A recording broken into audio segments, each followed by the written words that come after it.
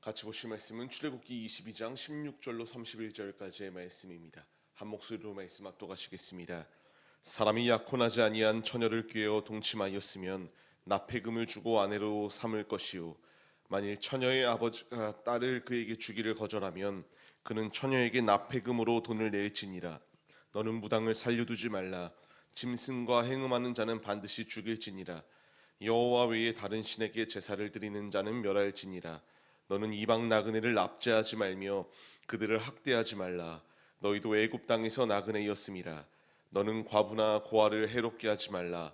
내가 만일 그들을 해롭게 함으로 그들이 내게 부르짖으면 내가 반드시 그 부르짖음을 들으리라. 나의 노가 맹렬함으로 내가 칼로 너를 죽이리니 너희의 아내는 과부가 되고 너희 자녀는 고아가 되리라.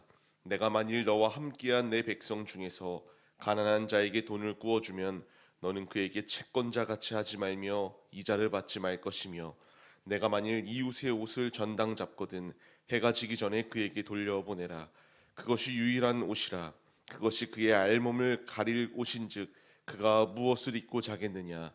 그가 내게 부르짖으면 내가 들으리니 나는 자비로운 자임이니라. 너는 재판장을 모독하지 말며 백성의 지도자를 저주하지 말지니라. 너는 내가 추수한 것과 내가 짜낸 즙을 바치기를 더디하지 말지며 내 처음 난 아들들을 내게 줄지며 내 소와 양도 그와 같이 하되 이래 동안 어미와 함께 있게 하다가 8해 만에 내게 줄지니라. 너희는 내게 거룩한 사람이 될지니 들에서 짐승에게 찢긴 동물의 고기를 먹지 말고 그것을 개에게 던질지니라. 아멘.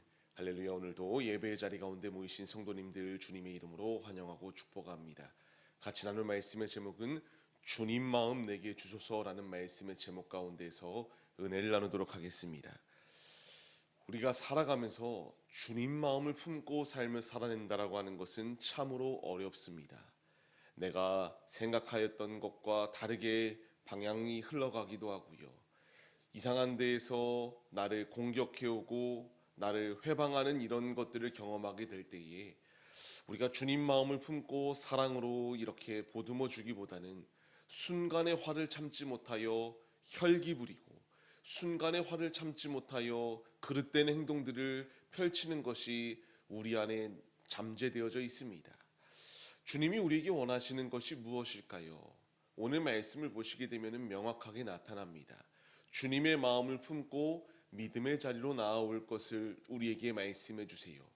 앞서 드렸던 찬양의 고백과 같이 주님의 마음 본받아 살겠노라고, 우리가 그 거룩하심을 따라 삶을 살아내겠노라고 결단하고 고백하였다면 이제 주님께서 나에게 말씀하시는 것처럼 삶의 자리 가운데서 이 말씀을 이와 같이 성취시키고 순종하며 나아가는 믿음의 모습이 우리에게 있어야 된다는 것을 말씀해 주십니다. 이제 이 말씀이 우리에게 적용되어지고 있어요. 우리의 살아가는 삶, 얼마나 많은 선입견들이 놓여 있나요? 제가 공익근무할 때에 많이 어려운 이들을 참 봤습니다. 어려운 이들을 보았을 때에 많은 이들의 시선은 무엇이었는가? 편견을 가지고 보았습니다. 저 사람은 어렵기 때문에 이럴 것이다. 저 사람은 불우하기 때문에 저럴 것이다. 아예 이미 못을 받고 시작하였던 경우들이 있습니다. 하지만 주님께서 원하시는 것은 이러한 선입견이 아니다라는 것을 우리에게 분명히 말씀해 주세요. 주께서 우리에게 찾아오사 이 불쌍한 우리들을 건져주시고 살려주신 것처럼 이제 우리 역시 주님의 마음을 품고 믿음의 자리로 나아와야 된다라는 것을 말씀해 주세요. 그렇기에 우리는 주님의 마음을 본받기 위해 힘써야 됩니다. 먼저 주님의 마음을 본받으라 말씀하시는 주님께서 우리에게 말씀하시는 것이 무엇일까요? 무분별하게 타락하고 쾌락을 쫓는 데에 앞장서는 것이 아니라 우리에게 절제된, 그리고 주님을 의지하며 거룩함의 자리로 나아올 것을 말씀해 주세요. 이 말씀이 주시는 분명한 교훈이 무엇일까요? 지금 이 시대는 점점 더 쾌락과 점점 더 자극적인 것을 쫓아 삶을 살아가는 시대입니다. 이러한 시대 가운데서 주님이 우리에게 말씀하시는 것은 이와 같이 세상처럼, 이 세상은 그냥 즐기고 쾌락을 쫓아 삶을 살아가지만 하나님의 자녀들은 구별된 삶을 살아내야 된다라는 것을 말씀해 주세요.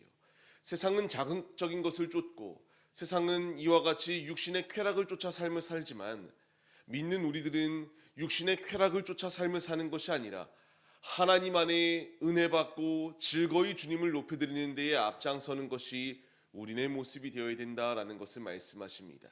우리가 이 말씀에 반응하며 믿음의 자리로 나아가야 돼요. 주께서 나에게 원하시는 것은 무분별하게 세상 가운데서 쾌락을 쫓아 육신의 정욕을 쫓아 삶을 살아내는 것이 아니라 구별된 삶을 살아내길 원하신다. 이 분명한 사실을 잊지 마세요. 그렇기 때문에 계속하여 말씀하십니다. 무당을 살려두지 말라. 짐승과 행음하는 자는 반드시 죽여라. 이 말씀들을 하시는 분명한 이유는 분명합니다. 여호와 외에 다른 것들 가운데에 마음을 빼앗기지 말라고 말씀하시는 주님의 분명한 뜻이 예비되어져 있습니다. 지금 우리의 마음 가운데에 주님께서 우리에게 말씀하시는 것이 무엇입니까? 주님 외에 다른 것 가운데 마음을 빼앗기지 마라.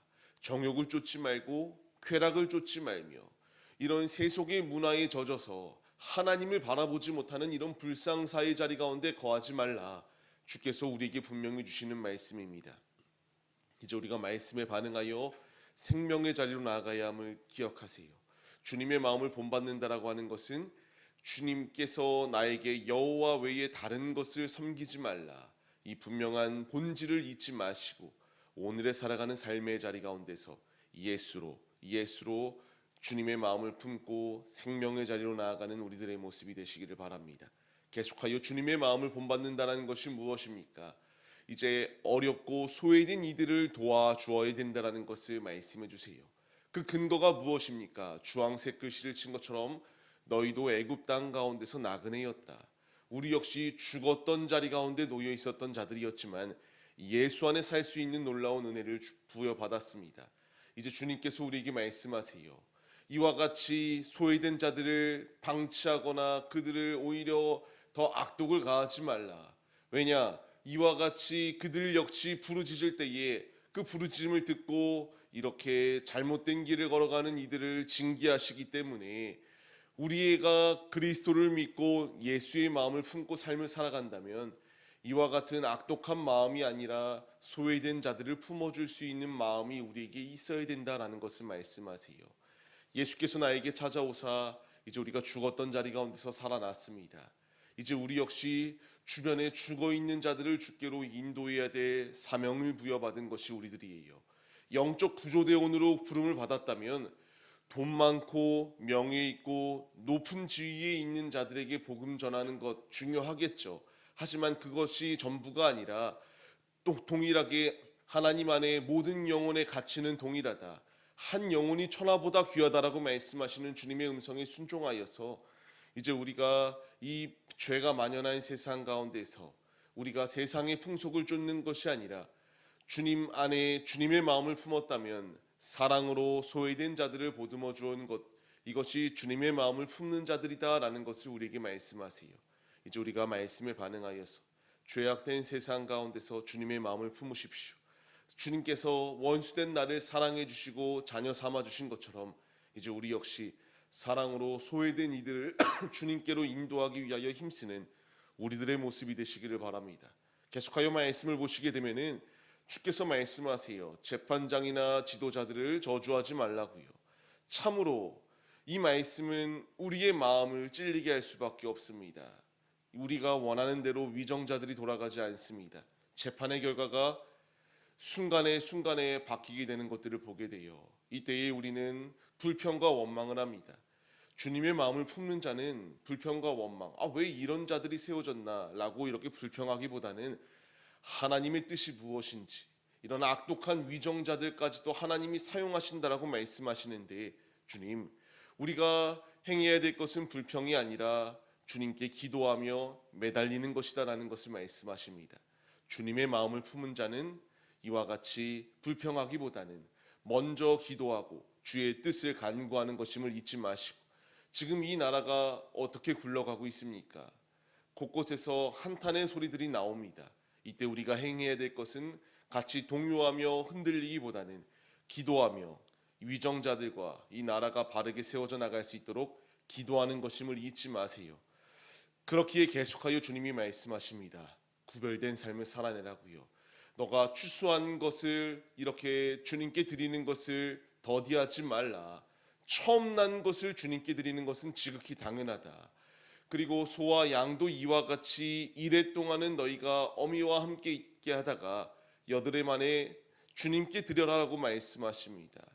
7일간에 이와 같이 젖을 먹고 잘 이렇게 성장하게 한 후에 주님께 드리라 말씀하세요.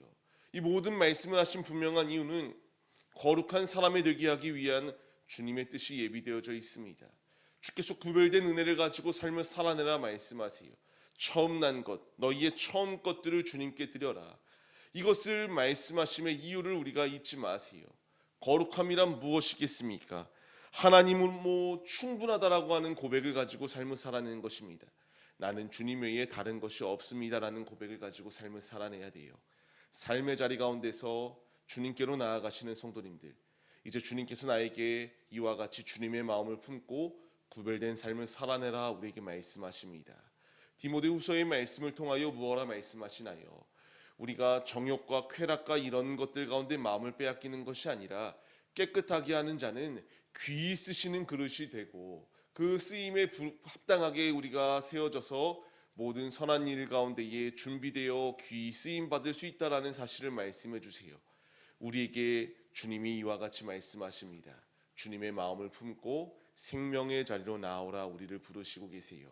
이제 우리가 말씀에 반응하여서 이 패역한 시대의 실상을 쫓는 것이 아니라 예수의 마음을 품고 어려운 자들을 품어주며 또한 이와 같이 주님의 마음을 품고 기도함으로 또한 주님의 마음을 품고 이 세대 가운데서 거룩함을 소멸하는 것이 아니라 거룩함의 자리로 나아가 주님 안에 온전히 세워지고 승리하는 믿음의 도구들이 우리 모두의 모습이 되시기를 주님의 이름으로 간절히 축원합니다.